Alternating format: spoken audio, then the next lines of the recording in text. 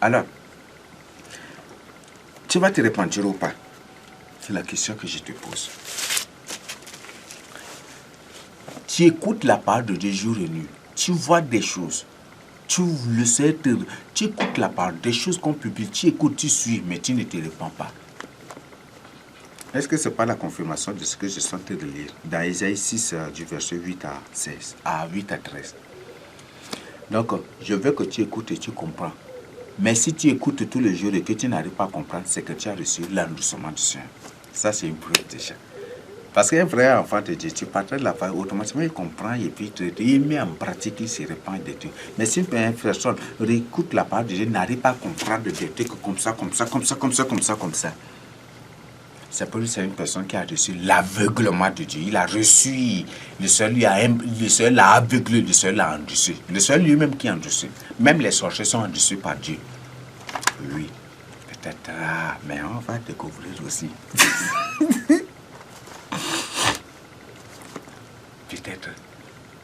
Peut-être beaucoup vont dire n'importe quoi, mais on va découvrir. Mon frère, ma soeur, le sorcier, je vous donne comme information, le sorcier là qui parviendra à la repentance un jour, le sorcier là qui viendra un jour à la repentance, c'est ce sorcier là qui, en faisant le mal, lui-même regrette et cherche de voir des moyens pour sa délivrance. C'est ce sorcier que le Seigneur va amener à la repentance. Mais si c'est un sorcier lui-même, s'aveugle, s'endurcit dans le mal, c'est un sorcier qui ne viendra pas du tout à la repentance. Même si vous priez pour lui, rien. Parce que puisqu'il s'endurcit, le Seigneur augmentera le degré de l'endurcissement. Et c'est un endurcissement qui est venu directement de Dieu. Et là, ce n'est pas, même si vous dites, au nom de Jésus, ça ne va pas agir. Donc il faut plutôt, au moins, si vous êtes vraiment agréable au Seigneur, au lieu de dire, au nom de Jésus, je chasse cet endurcissement, il faut que tu te tournes, Seigneur. Je t'en prie, ôte-lui cet endurcissement que tu lui as imposé. L'aveuglement. Donc tu l'as aveuglé, tu lui ôtes cela. Est-ce que tu as déjà compris quelque chose? Donc c'est ce que je dis. Donc tout sorcier, sataniste, c'est ceux-là qui regrettent ce qu'ils font dans l'occultisme. Ils regrettent le mal qu'ils font subir aux gens. C'est ceux-là qui un jour viendront à la repentance. Mais ceux-là qui trouvent que c'est normal, tout ce qu'ils font mal aux gens, envoûtement, tout ce qu'ils font aux gens, ils trouvent que c'est bien. Tout le mot qu'ils font subir aux gens. Tout. Même un enfant, même si c'est un enfant de Dieu qui est parmi les élus et qui font du mal aux gens, ils trouvent que c'est bien. Comme cette famille faisait. Qu'est-ce que c'est? Si je le fais, il y a beaucoup même d'autres personnes qui font du mal aux gens. Mais trouve ça, c'est bien. C'est ça. Le Seigneur a dit, maudit, malheur à celui qui appelle le mal le bien. Tu fais cela, le Seigneur lui-même va t'endurcir pour te mettre dehors. Il va te chasser. Ou lui-même va t'endurcir pour que tu te retrouves dehors. Et c'est ça. Donc, réponds-toi pour tout ça. Nous continuons la lecture. Le verset 10, ça c'est Ésaïe. Nous sommes en train de lire Ésaïe 6, 8 à 13. Nous lisons le verset 10. Rends insensible le cœur de ce peuple. Vous voyez, Ésaïe, le prophète Ésaïe a reçu la mission de rendre insensible le cœur du peuple. Comment retrouver? Qui ne soit pas du tout pour toi ou le Jésus. Endurcis ses oreilles et bouche-lui les yeux. Aïe, ce qui fait que parfois tu reçois des visions, tu oublies. Le Seigneur te parle sérieusement dans le rêve, mais quand tu te réveilles le matin, tu oublies. Tu vas penser, est-ce que tu vas frapper? Même tu prends marteau, tu frappes la tête, même ça ne devient pas. Vous voyez ça? Vous voyez ça? Endurcis ses oreilles et bouche-lui les yeux. Tu écoutes, mais tu ne comprends pas. C'est ça, n'est-ce pas? Tu ne comprends pas. Tu ne vas point du tout comprendre comme comprennent ceux qui vivent dans la crainte de Dieu, qui marchent avec le Seigneur. La Bible dit qu'au dernier temps, là, les méchants feront le mal, mais aucun des méchants ne comprendra que c'est la fin des temps, que le jugement de Dieu arrive. Et tout d'un coup, ce jugement vient comme un filet sur eux. Ils seront tous emballés. Endurcis ses oreilles et bouche-lui les yeux. l'été, si tu vis, hein, si réellement tu es enfant de Dieu, si réellement tu vis dans la crainte de Dieu, et que tu ne reçois pas des visions, des rêves, des trucs, je ne suis pas en train d'inventer, bouche-lui les yeux, les oreilles. Il y a un problème. Je te dis, il y a un problème. Tu as un terrible problème. Tes yeux sont fermés. Tes yeux sont fermés, tes oreilles sont fermées. Tu n'arrives pas à écouter, voir des choses spirituelles. Tu n'arrives même pas, il ne s'agit pas des yeux physiques, non, des yeux spirituels. Tu n'arrives pas à voir des choses spirituelles, à être en communication avec Dieu spirituellement. Il y a un problème. Ce n'est pas moi qui l'invente. Ça, c'est le verset 10, donc il faut lire ça. Ça, c'est le verset 10. Comment vous trouvez? Donc, si tu dis, je vis dans la crainte de Dieu, tu ne reçois pas des visions, des rêves, des trucs, tu ne reçois rien. Tu reçois même des choses, parfois c'est des messages très intéressants, mais le matin tu oublies tout, tout est effacé. C'est une forme d'endoucement du Seigneur. Oui, c'est le Seigneur qui décide ainsi de t'endoucir. Tu sais que le Seigneur t'a parlé dans le rêve concernant ta propre vie, ce que tu fais de mauvais, de mal. Et le matin, parfois c'est Satan qui attaque, mais parfois c'est Dieu lui-même qui t'endoucit. Puisque tu n'as pas, lui-même il fait ainsi. Et le but, c'est pour te faire ainsi, pour que tu marches tout dans le feu. Comme un élu de Pala m'avait appelé pour partager quelque chose sur Bonkiri. Il a, dans le rêve, qu'est-ce qu'il a? Il dit, lui-même, il ne m'a pas fait... Il s'était même retiré du message sans façon. Là, d'après ce qu'il partage. Il s'était même retiré du message sans façon. Et c'est suite à ces rêves-là qu'il avait cessé et il était revenu. Qu'est-ce qu'il a fait? Dans le rêve, qu'il a vu Bonkiri sur un grand chemin. Et ce chemin-là, il y a des boues, des saletés, des ordures. Et c'est là, Bonkiri était devant et lui, il était derrière. Bonkiri était devant. Il était là. Il marchait et à côté là, il y avait une route, mais c'est une route très restreinte comme ça. Et que c'est cette route-là qui conduit au ciel, qui conduit dans un... Bon, mais que le grand chemin là, devant là, c'était de l'eau ou du feu comme ça devant, à la fin. Donc à la fin de cette route, là, c'est directement, tu vas entrer sous l'eau, c'était de feu. C'était du feu là, que c'était sur... Donc tu vas entrer directement en enfer après cette eau. Que c'est Bonkiri qui était devant.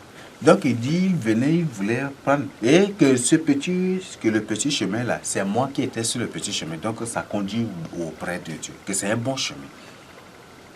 Et que c'est un bon chemin, le vrai chemin. Donc que ça conduit. Ça c'est ce qu'elle lui-même m'a dit. Donc avant, il a refusé de prendre le vrai chemin là. Il marchait. Donc, comme Bonkiri était avant lui, il marchait derrière lui. Il marchait. Et tout d'un coup, il a vu que c'est pourri, des pourritures, des ordures, des saletés. Il ne pouvait même pas supporter. Mais Bonkiri, là, il continuait toujours son chemin. Et là, vous comprenez déjà que Bonkiri est destiné même pour la mort, pour l'enfer. Peut-être s'il se répand en suivant ce message, oh mais ça. Mais s'il ne se répand pas, c'est ce qu'il attend. S'il ne se répand pas, c'est vraiment terrible. Que c'est pourri des trucs comme ça.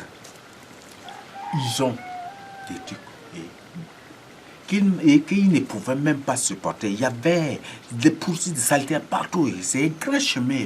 Pourriture, saleté, des trucs comme ça. Il y avait de l'eau, des trucs de désordre comme ça. Et puis arrivé un moment, il dit, non, sors. Mais comment ça? C'est le berger que c'est... Donc, qui parle là-bas, mais comment... Il marche sur des saletés, des poubelles, des trucs comme ça. Et là-bas, là, à la fin, là-bas, il y a le feu qu'il est en train de voir là-bas. Et comment? Il a dit c'était du feu ou de l'eau, que c'est ça. Tu vas entrer directement dans ce source, et c'est fini. Et tu es parti, c'est la mort. Et comment comme ça? Et après, il dit, bon, si c'est ça, il va retourner pour prendre le petit chemin là. Et c'est comme ça qu'il s'est retourné. Et il a pris le petit chemin. Et quand en prenant, il m'a trouvé. Et en empruntant le petit chemin là, qu'il m'a trouvé.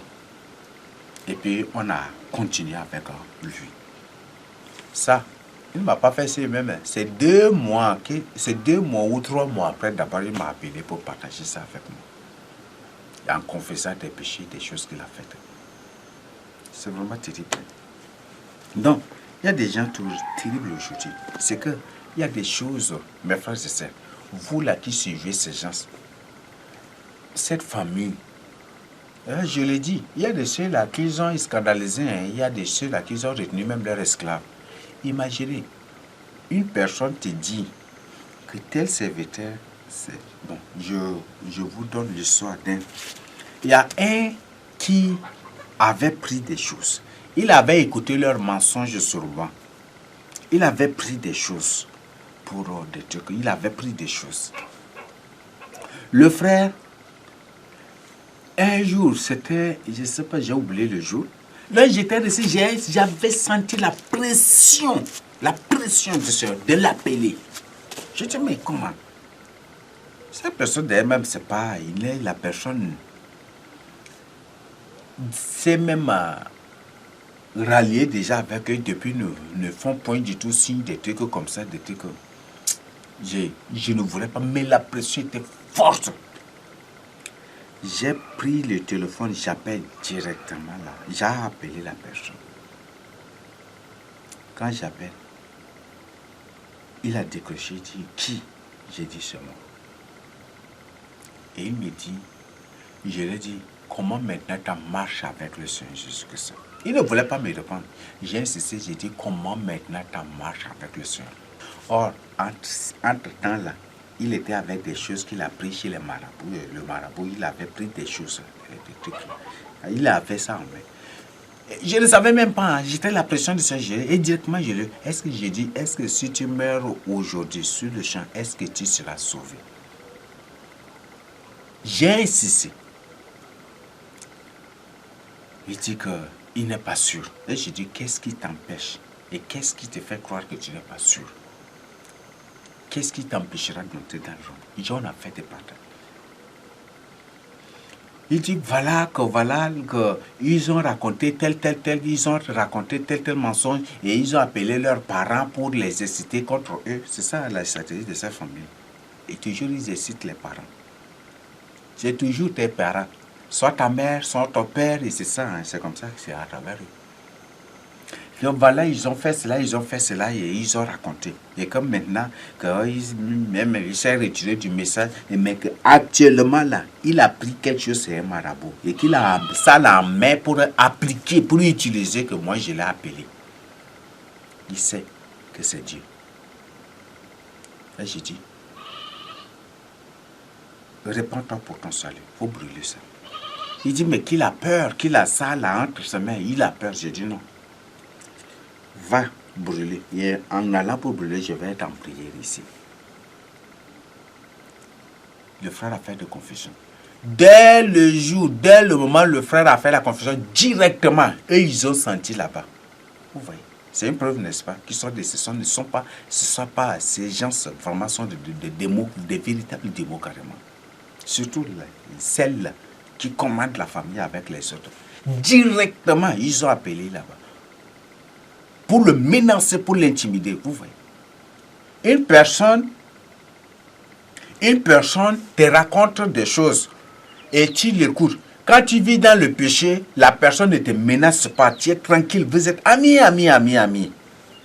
Mais c'est dès le jour que tu prends la décision de marcher avec le Seigneur Jésus-Christ d'abord, dès le jour où tu prends la décision d'abandonner le péché, et dès le jour où c'est ce jour où tu as fait la confession, tu confesses tes péchés en repentant et en faisant la restitution, tu brûles des choses mauvaises que tu as prises. C'est ces jours nets que la personne t'appelle pour te menacer. Pourquoi? Et la personne te menace, la personne t'intimide, et la personne appelle tes parents pour les exciter contre toi. Vous connaissez un humain. Un humain normal agit ainsi.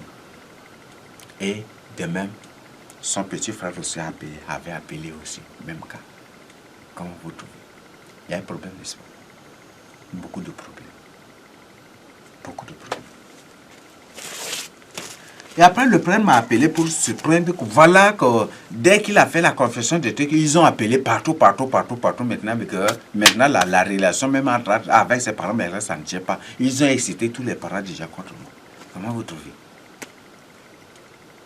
Est-ce qu'un humain normal, une personne normale, fait de telles choses? Tu vis dans le péché, il n'a pas de problème avec toi. Il ne te menace pas, il ne t'insulte pas, il ne raconte pas de n'importe quoi sur toi. Mais c'est dès le jour où tu prends la décision d'abandonner ce péché, de te repentir, que la personne t'appelle automatiquement pour te menacer, pour t'intimider, pour t'insulter, pour raconter sur... Et il appelle les autres parents pour les mettre en garde, pour les exciter, pour les soulever contre toi, pour te persécuter, pour t'intimider, pour te menacer. Comment vous trouvez? Est-ce qu'un humain normal fait de telles choses? C'est terrible. C'est vraiment terrible. Donc, voilà des choses. Et c'est comme ça qu'ils ont fait avec le frère. Et c'est eux-mêmes qui ont tué le frère. C'est eux-mêmes qui l'ont tué mystiquement. Qui l'ont atteint mystiquement. C'est vraiment terrible. Nous continuons. Endurcis ses oreilles et bouche-lui les yeux, pour qu'il ne voie point de ses yeux, n'entende point de ses oreilles, ne comprenne point de son cœur, ne se convertisse point et ne soit point guéri. Donc c'est le Seigneur même qui t'endurcit ainsi, qui bouche tes yeux et tes oreilles, et qui t'endurcit ainsi pour que tu ne sois pas guéri, pour que tu ne sois pas sauvé. La Bible dit c'est par ces maîtrises que nous sommes guéris, par ces maîtrises que nous sommes sauvés. Donc pour que tu ne sois pas sauvé. Est-ce que ce n'est pas une confirmation? Donc, et comme j'avais dit, tout endurcissement, c'est une croyance. Vérifie bien. Et vérifie bien. Il faut vraiment te poser des questions. Et entre en toi-même pour ton salut. Nous continuons. J'ai dit, jusqu'à quand, Seigneur? Et qu'est-ce que le Seigneur dit? Et il répondit, jusqu'à ce que les villes soient dévastées et privées d'habitants. Jusqu'à ce que les villes soient dévastées. Jusqu'à la colère. Et jusqu'à la Troisième Guerre mondiale, jusqu'à ce que les villes soient privées d'habitants pour dire que les bombes nucléaires viendront, les bombes balistiques, les armes, ça va ravager, ça va détruire, effacer même beaucoup des villes seront privées d'habitants, les habitants de ces villes seront radiés ou effacés complètement. Et c'est ça. Vous voyez ça. C'est terrible. Jusqu'à ce qu'il n'y ait personne dans les maisons. C'est ce qui vous attend. Même beaucoup meurent déjà. Beaucoup par cela, ils sont tombés, ils sont morts. Et c'est ça. Tu vas mourir même avant ce jour-là. C'est pas moi qui l'invente. Même, c'est que vous devez comprendre. Un méchant là, une personne qui Dieu a endurci, un méchant là, il prie, Dieu n'exauce pas. Est-ce qu'on se comprend? Il prie, Dieu n'exauce point. La Bible dit que celui qui détourne son oreille de la loi pour ne pas écouter la loi, sa prière même c'est une abomination. Donc si et seulement si ta prière peut parvenir à Dieu, pendant que tu priais, comme tu ne vis pas dans la crainte de Dieu, ça crée de la nausée, ça crée de vomissement. Le Seigneur est là. Pendant que tu priais, là, il va être là. Mais comme c'est une prière qui ne parvient pas à Dieu, il y a une barrière. Quelles que soient les prières, les jeûnes que tu feras, cela n'aboutira à rien. C'est le pécheur repentant que Dieu exauce. Mais toi, si tu ne te repens pas, tu demandes pardon même. Pour ne pas te repentir, Dieu ne va même pas t'exaucer. Voilà. Donc voilà. Donc si tu pries, tu fais des déclarations, tu fais de quoi, tu révoques des trucs, c'est ce qui t'attend. Tu ne vas même pas échapper. C'est pas moi qui ai écrit ça, mais c'est Dieu lui-même. Parce que Isaïe, par la suite, que c'est l'Esprit de Dieu qui a rassemblé tout cela pour mettre à notre disposition. Et c'est Dieu lui-même qui a ordonné à Isaïe d'écrire cela. Donc, ce n'est pas moi. Donc, je sens que vous faire seulement Dieu. Nous continuons. Et j'ai dit, jusqu'à quand, Seigneur? Et il répondit, jusqu'à ce que les villes soient dévastées et privées d'habitants, jusqu'à ce qu'il n'y ait personne dans les maisons et que le pays soit ravagé par la solitude. La solitude arrive au Tchad. Le Tchad est le vrai état d'Israël, le vrai état de Jérusalem. Le sud du Tchad est le vrai état de Jérusalem, de la Bible. Peut-être ça va vous surprendre, je vous donne la formation. Je vous donne comme information. Jusqu'à ce que l'Éternel ait éloigné les hommes et que le pays devienne un immense désert. Ce qui arrive aussi. Parce que les bombes atomiques, quand ça va exploser, ça ne crée rien que les déserts. Par la suite aussi. Parce que d'ailleurs, même le climat, il a changé aussi. Donc, c'est ça aussi. Et s'il y reste encore 1/10 des habitants, ils seront à leur tour anéantis. 1/10 des habitants, ils seront encore anéantis. Vous voyez ça. Donc, c'est terrible, n'est-ce pas, ce qui arrive. Mais comment le térubinthe et le chêne conservent leur tronc comme ils sont abattus, une sainte postérité renaîtra de ce peuple. Donc, voilà ce que Dieu a dit. Nous lisons directement Matthieu 13. Matthieu 13, 13 à 15. Matthieu 13, 13 à 15. Nous lisons directement. Matthieu 13, 13 à 15. Qu'est-ce que Dieu nous dit dans Matthieu 13, 13 à 15? Qu'est-ce qu'il dit? Le verset 13, Matthieu 13, 13 à 15. C'est pourquoi je leur parle en parabole. C'est pourquoi je leur parle en parabole. Parce qu'en voyant, ils ne voient point. Et qu'en entendant, ils n'entendent ni ne comprennent. Ça, c'est le Seigneur qui reprend encore les mêmes paroles de la prophétie d'Ésaïe. Et pour eux s'accomplit cette prophétie d'Ésaïe. Vous entendrez de vos oreilles et vous ne comprendrez point. Vous regarderez de vos yeux et vous ne verrez point. Il y a des gens qui ont vu des choses que le Seigneur a fait dans notre vie, dans le temple des yeux de Dieu. Le Seigneur, ils ont vu eux-mêmes, ils témoignent des choses que le Seigneur, des miracles, des prodiges que le Seigneur lui-même a fait. Ils ont vu eux-mêmes et témoigné de leur propre bouche. Mais le Seigneur les a endurcis et ils ne seront pas sauvés. Ça, donc tu vois de tes yeux, tu ne seras pas sauvés. Tu vas écouter la parole, tu écoutes la parole de Dieu, mais tu ne vas point du tout comprendre. Et comme tu ne comprends pas, tu ne vas pas mettre en partie et tu ne seras pas sauvé. Et c'est le Seigneur qui décide cela. Et le but c'est pour te tuer, pour te détruire, pour que tu ne sois pas sauvé. Nous continuons.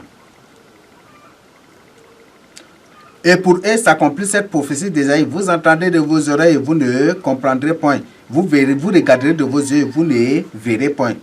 Car le cœur de ce peuple est devenu insensible. Le cœur est devenu insensible, imperméable à la parole de Dieu. Résiste à la parole de Dieu. Ça n'est pas. Ton cœur résiste à la parole de Dieu. Ton cœur incrédule, endurci. C'est comme si de béton. Tu as un cœur bétonné. Bon, c'est pas un cœur de pierre. Un cœur bétonné, un cœur terrible. C'est ça. Et c'est Dieu qui te donne ça pour te détruire toi-même. Donc réveille-toi. Réveille-toi pour supplier le Seigneur Jésus-Christ pour ton salut. Nous lisons Luc 8, 10. Luc chapitre 8, verset 10. Il répondit, il vous a été donné de comprendre, de connaître les mystères du royaume de Dieu. Mais pour les autres, cela leur est dit en parabole, afin qu'en voyant, ils ne voient point, et qu'en entendant, ils ne comprennent point. Ça, c'est Dieu qui reprend encore. Donc, nous avons le don, l'onction de la connaissance, de la compréhension des mystères du royaume de Dieu. Nous savons. Mais eux, quand tu leur partages, ils écoutent, ils voient, ils écoutent, mais ils ne comprennent pas du tout. Le but, c'est pour qu'ils ne soient pas sauvés. Ça, c'est Dieu qui décide cela. Nous continuons. Marc 4, verset 12. C'est vraiment... Marc 4, verset 12. Qu'est-ce que Dieu nous dit? Je commence à partir du verset 11. Il a dit, c'est à vous qui a été donné le mystère du royaume de Dieu. Mais pour ceux qui sont dehors, tout se passe en parabole. Dieu a décidé de parler en parabole à ceux du monde pour qu'ils ne comprennent pas. Mais à nous qui sommes les élus de Dieu, les vrais disciples du Seigneur Jésus, les vrais élus de Dieu, les élus de Dieu. Le Seigneur nous a donné le don de la connaissance, de la compréhension des mystères du royaume de Dieu. Il y a des mystères qu'on partage avec vous, des choses qu'on partage avec vous. Il y en a là, vous lisez, vous ne comprenez pas. Le Seigneur a révélé, exposé, c'est pourquoi. C'est une preuve. Nous sommes les vrais disciples du Seigneur, les vrais élus de Dieu, les vrais établis, les vrais hommes de Dieu. Repentez-vous pour votre salut. Si tu ne me crois pas aujourd'hui, même ta croyance, même là, c'est une forme d'endurcissement que Dieu t'a imposé pour que tu te retrouves en enfer. Et tous ceux qui sont ici aujourd'hui sur la terre, là, se sont retrouvés tous en enfer aussi. Nous continuons. En fait, en voyant, ils voient et n'aperçoivent point. Et qu'en entendant, ils entendent et ne comprennent point. De peur qu'ils ne se convertissent et que les péchés ne leur soient pardonnés. Donc le Seigneur a décidé cela. Donc qu'est-ce que Dieu dit? Je vais m'excuser, j'ai mal. Bon, je reprends entièrement. Il leur dit, c'est à vous qu'a été donné le mystère du royaume de Dieu. Mais pour ceux qui sont dehors, tout se passe en parabole. Le verset 12. En fait, qu'en voyant, ils voient et n'aperçoivent point. Et qu'en entendant, ils entendent et ne comprennent point. De peur qu'ils ne se convertissent et que les péchés ne leur soient pardonnés. Donc le Seigneur lui-même a décidé de les endurcir ici afin que leurs péchés ne soient point pardonnés. Et si tes péchés ne sont point pardonnés, tu crois que tu seras sauvé? Si tes péchés ne sont point du tout pardonnés, tu crois que tu seras sauvé? Il y a des gens qui me racontent vraiment des choses. Mais c'est Dieu lui-même qui a décidé ainsi de les endurcir. Donc, réveille-toi. Si je donne cet enseignement, ce n'est pas pour t'encourager dans cet endurcissement. Ce n'est pas pour encourager à t'endurcir ici, mais pour supplier aussi le Seigneur, pour au moins s'ouvrir les yeux, pour ôter cet endurcissement pour que tu sois sauvé. Parce que si tu es victime de ces gens d'endurcissement, tu ne seras pas sauvé. Parce qu'on vient de lire que le but c'est pour que tes péchés ne soient pas pardonnés. Et si tes péchés ne sont pas pardonnés, tu crois que tu seras sauvé. Tu crois que tu seras enlevé ou sauvé? Jamais. Tu ne seras pas du tout enlevé. Et tu ne seras pas du tout sauvé. Donc c'est Dieu qui t'a imposé ces gens d'endurcissement. Donc réveille-toi, mon frère, ma soeur, réveille-toi pour ton salut. C'est ce que je tiens à partager avec toi. Donc réveille-toi pour ton salut. C'est ce que je tiens à partager avec toi. Nous lisons Acte 28.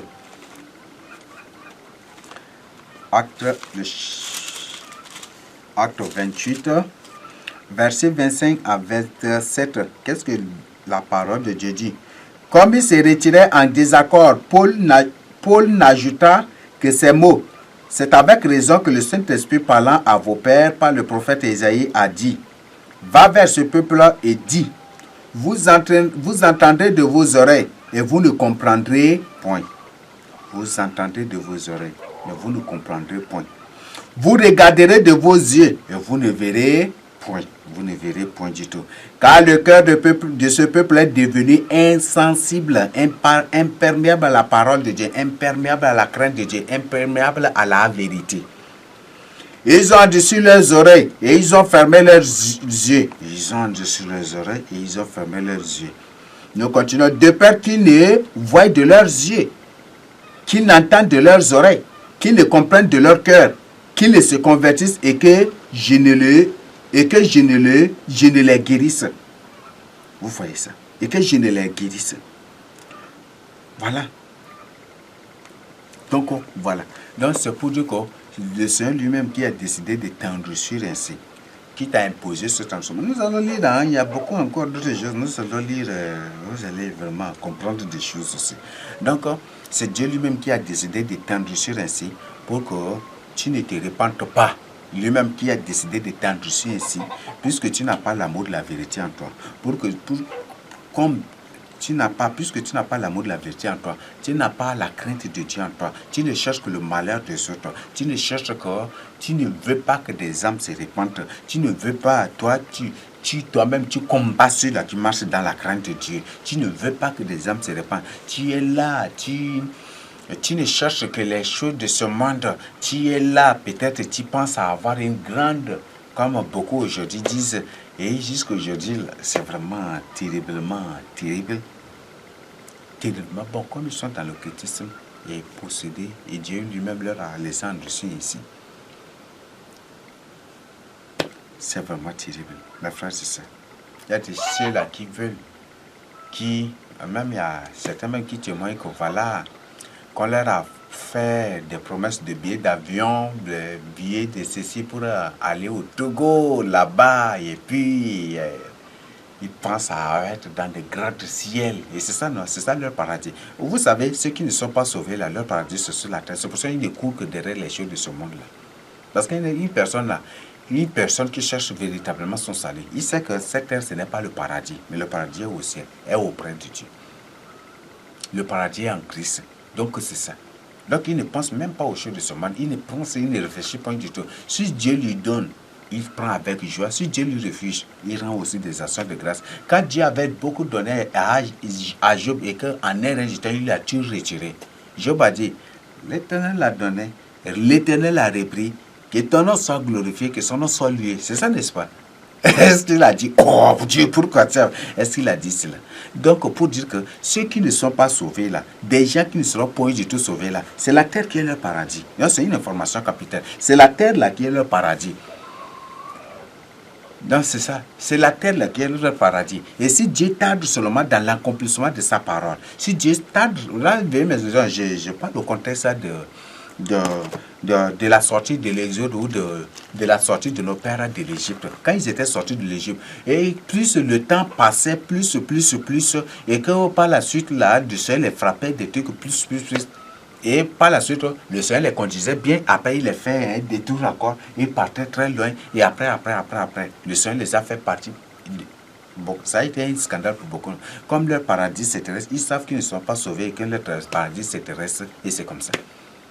Donc, ce n'est pas surprenant que ces gens-là, et comme je vais vous révéler aussi un mystère après, parce que tous ceux-là qui étaient sortis de l'Égypte, non pour aller dans la terre sainte pour craindre Dieu, mais juste pour les biens, et non pour qui suivaient Dieu, non pour leur salut, mais juste pour les biens de ce monde, non juste pour avoir des biens matériels, des trucs. Tous ces gens étaient tous morts et ils n'ont pas du tout vu ça de leur propre yeux. Ils n'ont pas du tout vu ça. Ils n'ont pas du tout vu ça. Donc vous mourrez tous. Et c'est aujourd'hui, ceux qui vivent dans la crainte de Dieu, au sein que Dieu donnera cela. Mais vous mourrez tous. Vous ne verrez pas Dieu tout cela. Donc, voilà, c'est vraiment, c'est pas surprenant. C'est pas vraiment surprenant. Nous lisons maintenant Romains 11, 8 à 10. Romains 11, 8 à 10. Romains 11, 8 à 10. Selon qu'il est écrit, Dieu leur a donné un esprit d'assoupissement, de sommeil. Donc il dort, après il se réveille un peu, après là, comme ça, après il se réveille, c'est ça, n'est-ce pas? Un aspect d'assoupissement, de sommeil spirituel, de somnollerie spirituelle. Donc ces gens, si tu as cet esprit-là, un moment, tu vas entrer dans la léthargie spirituelle, tu vas être là. Si tu as, il ne faut même pas, mes frères et sœurs, si par exemple, je donne ça, par exemple, un moment, tu te réveilles dans la crainte de Dieu. Et un moment, tu te plonges dans le doute, dans l'incrédulité. Tu n'as plus la crainte du Seigneur. Tu te livres au mensonge de Dieu. C'est un esprit d'assoupissement. Ça, c'est Dieu lui-même qui t'a donné ça. Oh, vous voyez ça. Un moment, tes yeux s'ouvrent que, oh, ces gens-là qui combattent la vérité sont dans le mensonge. Tes yeux s'ouvrent. Un moment, tu les crois. Un moment, tu ne les crois pas. Dieu t'a envoyé un esprit d'assoupissement. Oui, c'est un esprit d'assoupissement, de somnollerie. Donc, quand une personne sommeille, là, fait comme ça, là, il se réveille.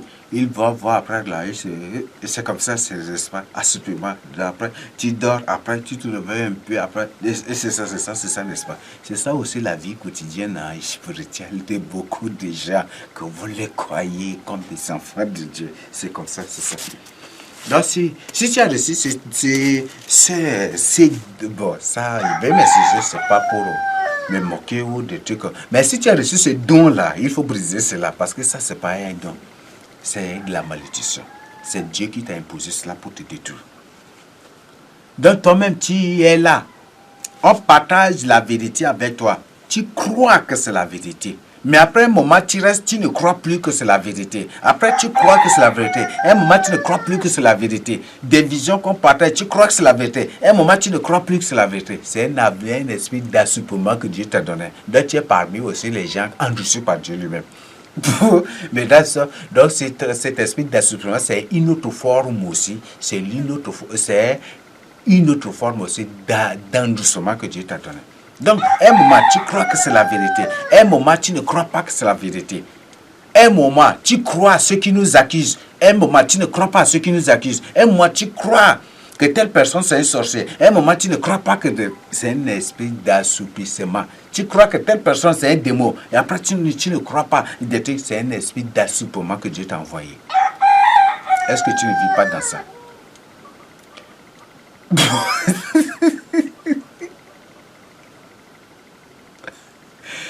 Ah, est-ce que tu ne vis pas dans ça? Donc, c'est juste une question que je te pose. Donc, il ne faut pas, c'est une autre. Donc, si tu as cet esprit, un moment, tu crois que c'est la vérité, tu marches vraiment avec le Seigneur, tu crois que c'est la vérité, tu prends, et après un moment, tu ne crois plus, tu doutes. Et à un moment, tu crois, un moment, tu ne crois pas. Un moment, c'est un esprit d'assouplement que Dieu t'a donné. Et on va découvrir qui sont ceux-là que Dieu leur impose cela. Peut-être il y a des choses dans le passé que tu as faites. Il y a des choses là. Le Seigneur ne donne pas la seule. Et il donne selon les mesures. Et selon ce que tu es. S'il donne l'esprit d'assoupissement, c'est par rapport à ce que tu es. Peut-être dans le passé. Ou peut-être ce que tu es. Et s'il te donne l'endoucement tant que tel là, c'est par rapport à ce que tu es aussi. Pourquoi Dieu a endouci le pharaon? Il connaissait qui est pharaon. Il savait qu'il va. Je ne vais pas disparaître.